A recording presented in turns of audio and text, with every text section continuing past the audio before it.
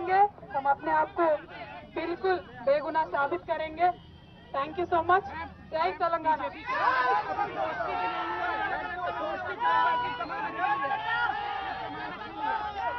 ఎవరి గురించి చెప్తే అవసరం లేదు, మనము నేను తెలంగాణ బిడ్డను, నేను కేసీఆర్ బిడ్డను, నేను తప్పు చేసే ప్రసక్తే లేదు.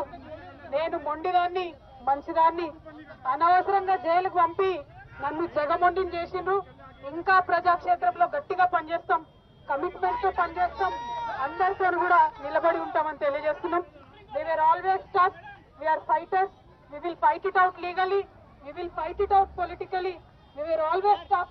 By sending us to jail illegally, they only made BRS and KCR's team unbreakable. Thank you. Jai Telangana, Jai Hind.